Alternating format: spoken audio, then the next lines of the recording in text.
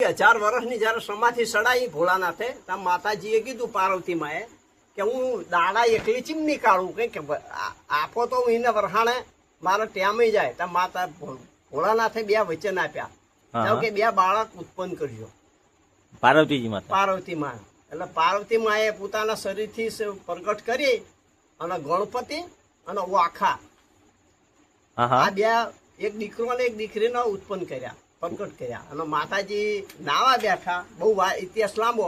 અને મહાદેવજી આયા મહાદેવજી એટલે ગણપતિને માતાજીએ કીધું કે કોઈને ઘરમાં આવવા દેતો નહીં ચોકીદાર થઈને ત્યાં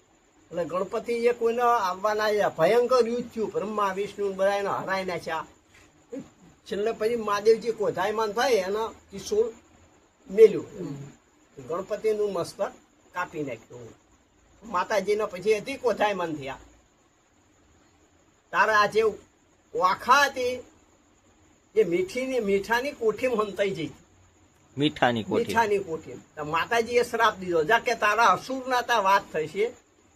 જલમ થશે અને દેવની આર્યા લગ્ન થશે ગણપતિની બહેન વાખા એ અત્યારે આપડા ઉકળી ઘાલવી વાહ ભાઈ વાહ ઉકળીનો મહિમા બતાવ્યો મહિમા પછી જે મસ્તક કપાયું હાથીનું છે જે મસ્તક જયું ગણપતિનું થડ જે અસલ હતું એનું આ નાળિયેર થયું દરિયા કિનારે પડ્યું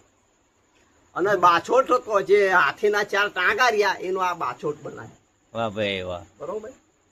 જે આપણે અત્યારે કોઈ પણ 4 પાંખાળો બાછોટ ગણપતિનું શરીર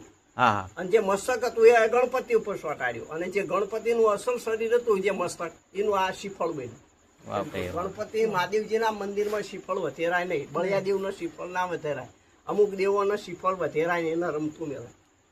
જોયું ભાઈઓ તમે સાંભળ્યું કે ગણપતિનું જયારે શીશ ભોળાનાથે કાપ્યું ત્યારે એ શીશ નું શું કરવામાં આવ્યું એ શ્રીફળ થયું તો કાળુભાઈ ના જ્ઞાન પ્રમાણે આજે એ ગણપતિના શીશ નું શ્રીફળ બન્યું જે કોઈ પણ માતા મહાદેવે ખારા રાશિ કાર્યમાં દરેક ગરબામાં વપરાય છે આ છે ગણપતિનું શિષ્ય એટલે કે મસ્તક હાથીનું 4 ટાંગા અને જયારે હાથીનું જયારે મસ્તક એનું કાપવામાં આવ્યું પછી એના ધડનું શું થયું એનું પણ આપણે કાળુભાઈ કીધું આ બાછોટ બનાવ્યો જે આપણે ગણપતિ સ્થાપના કરવી કોઈ માતાજીની કોઈ પણ શુભ પ્રસંગમાં આપણે જે સ્થાપના ગણપતિ સ્થાપના કરવી ત્યારે બાધોટની આપણે પેલા સ્થાપના કરવી એ છે આ હાથીનું ધડ જે મસ્તક વગરનું ધડ જેને બાધોટ કહેવામાં આવે